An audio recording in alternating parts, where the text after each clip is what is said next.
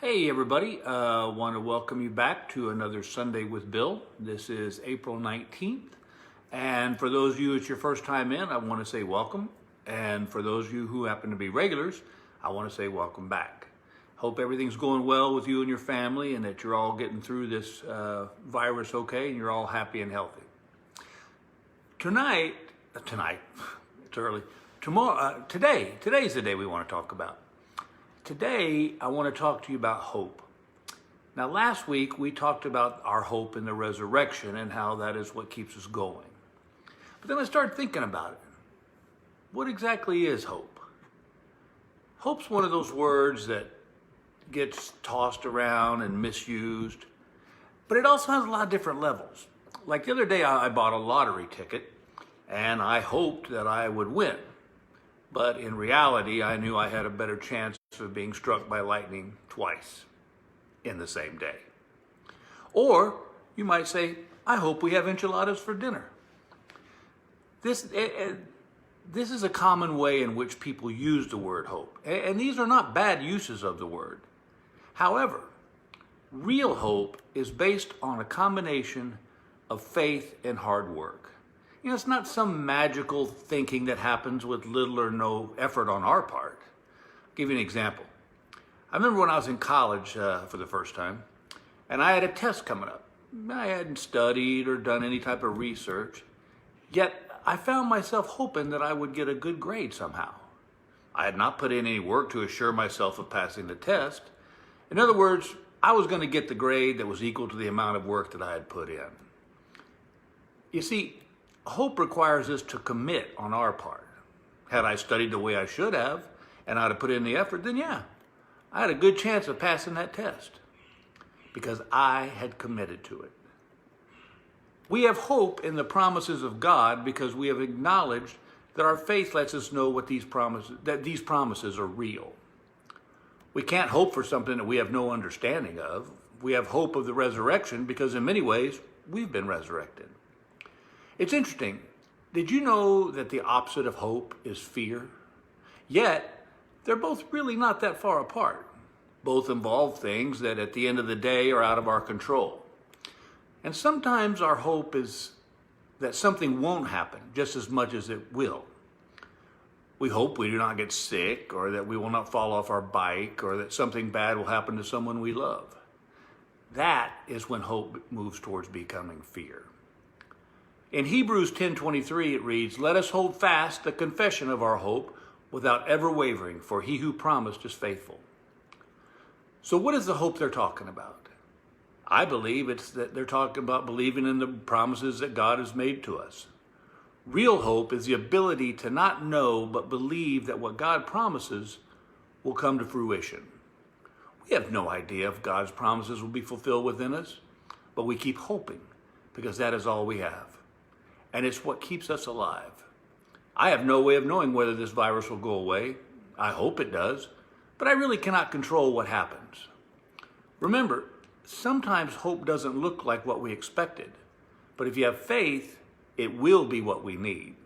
You know, it's like that great line in the Rolling Stones song. You can't always get what you want, but if you try sometimes, you might just find you get what you need. These words are so very powerful. It's like the test I mentioned earlier. I hoped for a good grade, but what I needed was a reminder that I need to study to achieve what I wanted. Hope is a good thing. It's what keeps us moving forward. True hope is believing that even though we do not have control over something, we know that God will see us through. And I was thinking of an example of this, and I remembered this story from my life. When our daughter was born, her spinal cord was attached to a fatty stalk on her lower back. The doctor told us we could leave it alone and it may or may not influence her walking or running.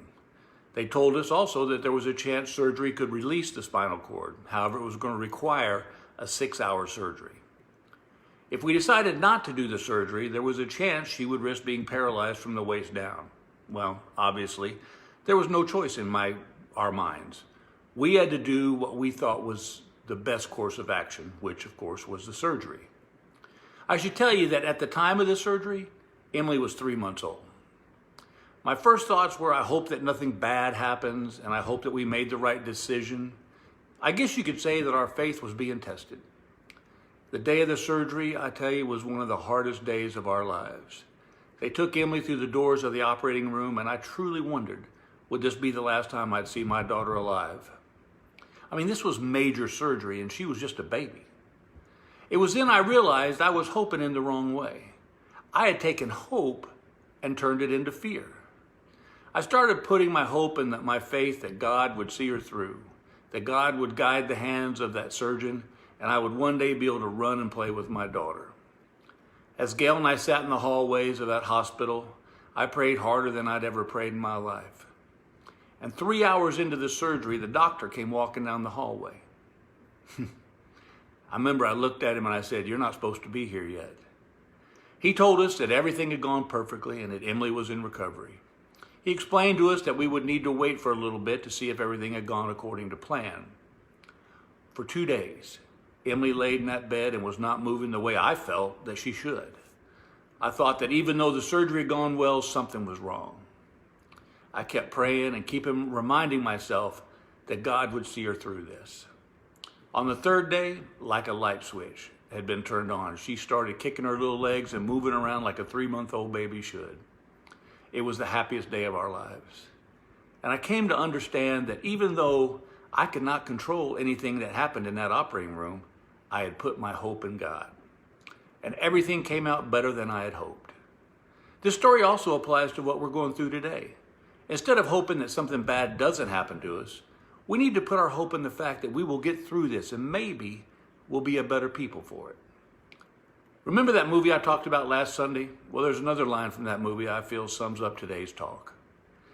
It says, "Remember, hope is a good thing. Maybe it's the best of things, and no good thing ever dies."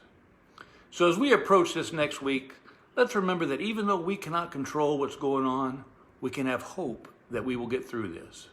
We don't know what's on the other side of this, but maybe we'll be better for it. Oh, by the way, my daughter can outrun me to this day. Oh, and I forgot to tell you, that test that I took, I got an F. It wasn't what I hoped for, but it was what I deserved.